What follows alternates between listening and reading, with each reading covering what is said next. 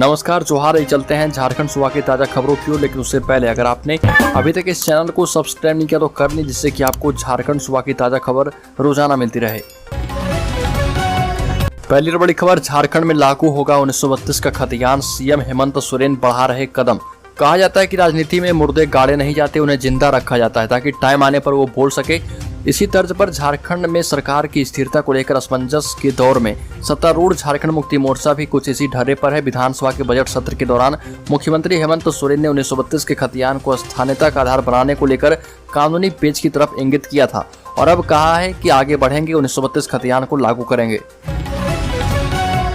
अगली खबर, आखिरकार नीतीश कुमार ने झारखंड में रैली की डेट फिक्स कर ही ली। बिहार में भाजपा को झटका देने वाले नीतीश कुमार अब झारखंड में भी सक्रिय हो गए हैं। मकसद है 2024 के लोकसभा चुनाव में भाजपा की घेराबंदी कर उसे कम से कम सीटों पर सिमट देना। यही वजह है कि नीतीश कुमार भाजपा के सहयोगी दल आजसू पार्टी को अपने पाले में लाने की लगातार कवायद कर रही है। आजसू जिस जाति समुदाय के वोटों पर पकड़ रखता है, उसका स्वभाव भी जदयू से मेल खाता है। आजसू के नेता भी नीतीश कुमार के संपर्क में हैं। आजसू पार्टी अगर भाजपा से अलग होकर नीतीश कुमार के साथ चली जाती है तो यह भाजपा के लिए बड़ा झटका होगा। अगली खबर, रांची पुलिस ने अपराधियों की बजाय बैंड, डीजीपी ने इनाम में दिए 10,000 रुपये। पुलिस मुख्यालय में डीजीपी नीरज सिन्हा ने रांची जिला बल के 2 जवानों को उनके साहसपूर्ण कार्य के लिए सम्मानित किया। सम्मान समारोह डीजीपी ने उन्हें 10,000 रुपये का चेक सौंपा है और उनका हौसला बढ़ाते हुए कहा कि इनके जज्बे से अन्य पुलिसकर्मी भी प्रेरित होंगे।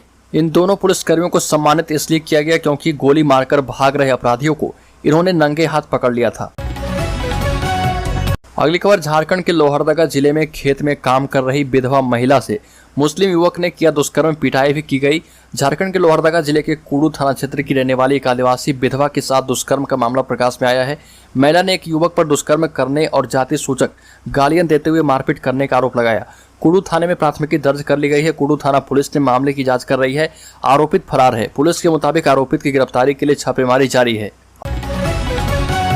अगली खबर, झारखंड में 15 नवंबर को लॉन्च होगी गुरुजी क्रेडिट कार्ड एवं मुख्यमंत्री सारथी योजना। झारखंड सरकार की 2 महत्वाकांक्षी योजना गुरुजी क्रेडिट कार्ड योजना एवं मुख्यमंत्री सारथी योजना की लॉन्चिंग 15 नवंबर को झारखंड स्थापना दिवस के अवसर पर लॉन्च होगा और मुख्यमंत्री हेमंत सोरेन के निर्देश पर इन दोनों योजनाओं पर तेजी से काम किया जा रहा। कैबिनेट की आगामी बैठक में इन योजनाओं पर स्वीकृति मिल सकती है।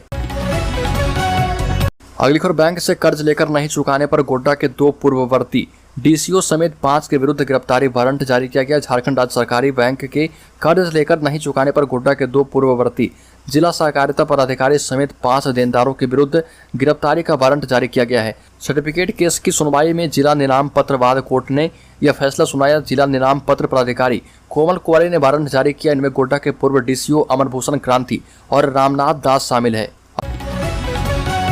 अगली खबर, झारखंड में लंपी वायरस को लेकर दहशत रोकथाम के लिए टोल फ्री नंबर जारी किया गया। टोल फ्री नंबर 1800309771 पर दिन के 11 बजे से शाम 5 बजे तक पशु स्वास्थ्य के बारे में जानकारी ले सकते हैं और गोवंश के अलावा दूसरे प्राणियों को संक्रमित नहीं करता। यह वायरस संक्रमित पशुओं में मृत्यु दर 10% से भी कम है। अगली खबर, वित्त मंत्री रामेश्वर उरांव ने खाद्य सुरक्षा एटलस 2022 का किया विमोचन। कहा कि झारखंड में पोषण सुरक्षा से ही हासिल होंगे विकास के लक्ष्य। मानव विकास संस्थान रांची और इंदिरा गांधी विकास अनुसंधान संस्थान मुंबई ने ग्रामीण झारखंड के खाद्य सुरक्षा पर एटलस 2022 का विमोचन किया। एटलस का विमोचन वित्त मंत्री डॉक्टर रामेश्वर उरांव ने किया और रामेश्वर उरांव ने कहा कि इस वर्ष खराब मानसून के कारण राज्य के कई जिले में सूखे जैसी स्थिति है। सिंचाई सुविधाओं का अभाव भी इसका बड़ा कारण है। ऐसे में खाद्य सुरक्षा सुनिश्चित करना बड़ा मुद्दा है। पोषण सुरक्षा से ही झारखंड के विकास का लक्ष्य हासिल होंगे। रामेश्वर उरांव ने यह भी कहा कि सरकार ने 20 लाख परिवारों तक राशन पहुंचाने के लिए ग्रीन कार्ड जारी किए हैं। अगली खबर, रांची के तूपुदाना में 18 वर्षीय मुस्लिम युवती के साथ 2 मुस्लिम युवकों ने 7 सितंबर की रात घर में घुसकर छेड़छाड़ और बदसलूकी की। युवती को अपने साथ खींचकर ले जाना चाहते थे। मना करने पर पिस्टल दिखाकर जान से मारने की धमकी दी।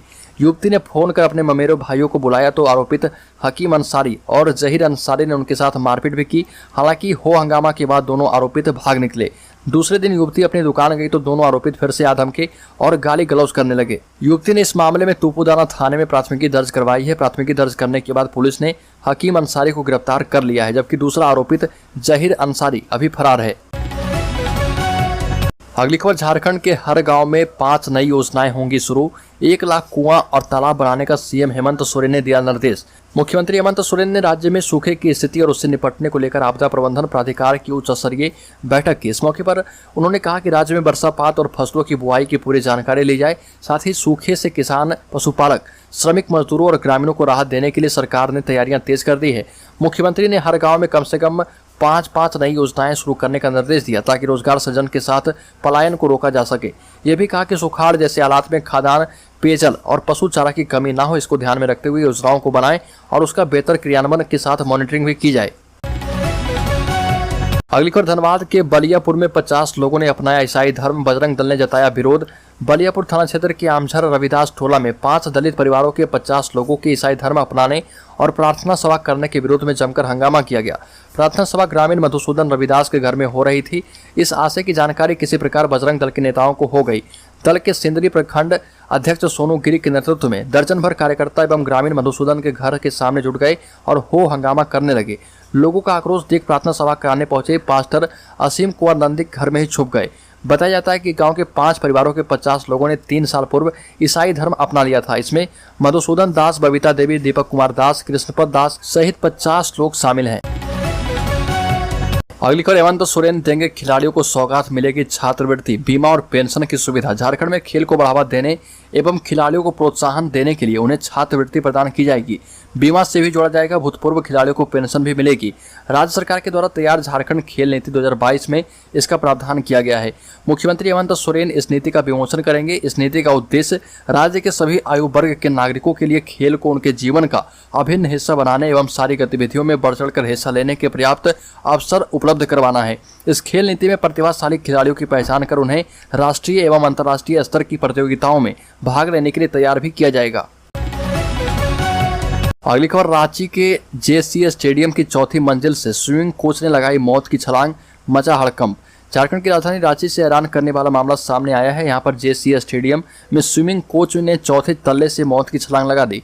खुदकुशी की कोशिश में स्विमिंग कोच गंभीर रूप से घायल हो गया और उन्हें इलाज के लिए पारस अस्पताल ले जाया गया है। इस घटना के बाद मौके पर लोगों की भीड़ जमा हो गई। स्विमिंग कोच का नाम बादल है। सूचना मिलने के बाद मौके पर पहुंचे पुलिस ने मामले की जांच शुरू की है। अस्पताल में कोच की हालत गंभीर है और डॉक्टरों की टीम उनका इलाज कर रही है। अगली खबर, पेट्रोल डालकर जलाई गई छात्रा की बड़ी बहन को मिली नौकरी, बसंत सोरेन ने सौंपा नियुक्ति पत्र।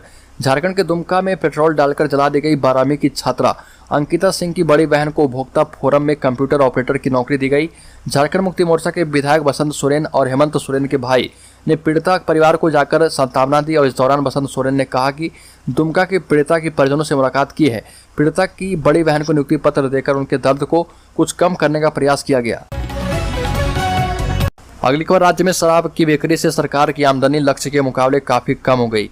राज्य में नई उत्पाद नीति मई 2022 से लागू की गई थी। मई से सितंबर 2022 के लिए राज्य सरकार ने शराब बिक्री से अगस्त तक 1743 करोड़ रुपए राजस्व वसूली का लक्ष्य निर्धारित किया था। इसके मुकाबले अब तक केवल 1006 करोड़ रुपए ही सरकार को मिल पाए हैं।